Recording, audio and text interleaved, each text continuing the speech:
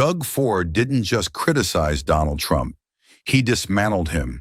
After the Supreme Court ruled against Trump, after Congress saw Republicans break ranks, after Trump threatened 15% global tariffs, including against Canada, Ford stepped up and said what many world leaders are too afraid to say out loud.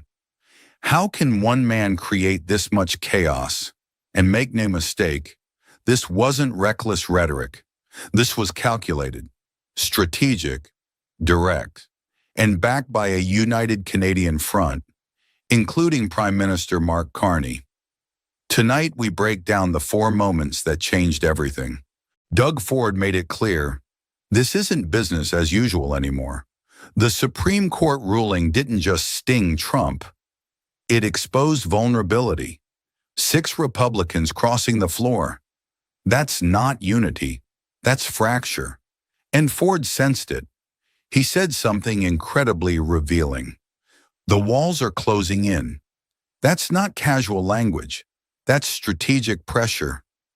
Ford is reading the room in Washington. He sees Congress shifting. He sees midterms approaching. He sees Republican governors quietly distancing themselves away from Trump. And he's betting that Trump's leverage is shrinking. That's why he's preparing a full-scale diplomatic offensive. Meetings with governors, Senate outreach, media appearances in the U.S. He's not waiting, he's moving. We have to continue working with our federal counterparts and along with even our municipal counterparts.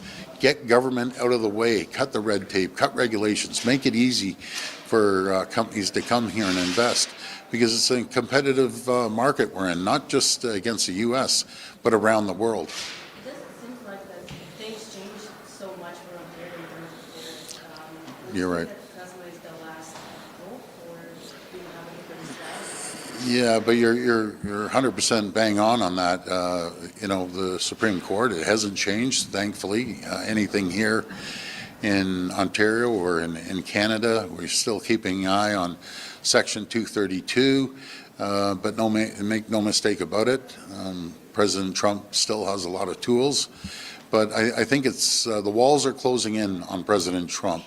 No matter if you saw him lose the vote and 6 Republicans cross the floor with Congress, then you saw the Supreme Court decision. We'll see how the Senate decision comes up.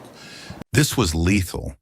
Ford looked directly at Trump's tariff chaos and said something that should send shivers through Washington. No deal is better than a bad deal. That is not surrender.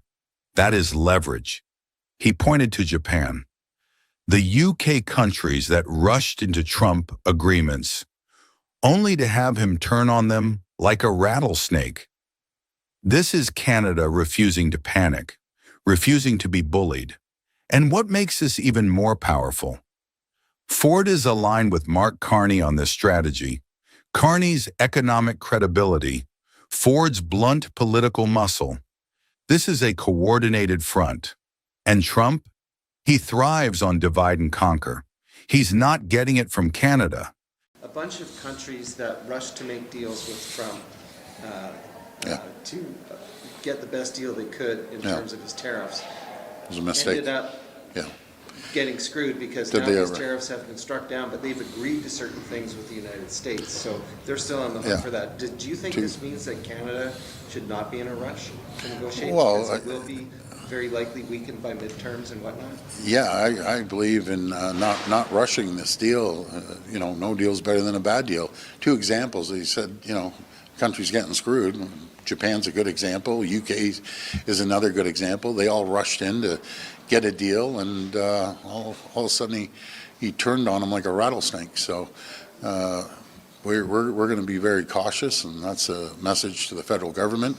Let's make sure we have a proper deal. Let's focus on sectors as well. So let's see, again, President Trump could come back and say, we're doing a bilateral deal, or he could say we're blowing up the deal, or he could say we're extending USMCA with some irritants that they have.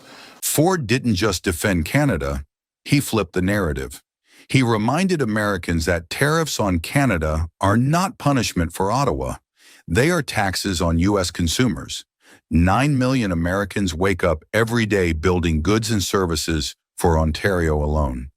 If Trump slaps 15% global tariffs, Americans feel it at grocery stores. Manufacturers feel it in supply chains. Midwestern states feel it before election season. Ford is playing long-game politics here. He's not just speaking to Canadians, he's speaking over Trump, directly to U.S. voters. That's strategic warfare. Well, I always say, no deal is better than a bad deal. But I think it's in the best interest of the American people. You're seeing inflation down there because prices are going up just because of these tariffs. And I've always said a tariff on Canada is a tax on the U.S. And I'm going to be spreading that message. Make no mistake about it. My media here is number one, but I have to get that message. I'll be going on with Wolf Blitzer on CNN. I think within the next hour, getting that message out there through CNN and other media outlets. People are listening. Down in the U.S., people are feeling the crunch. They don't see the prices going down with food and other goods. And that all has to come down to, the uncertainty that he's put around the world, but he's put against his number one customer in the world. I always remind him that 9 million Americans wake up every single day to build a product, a widget, or a service for Ontario alone. And they're going to feel the crunch.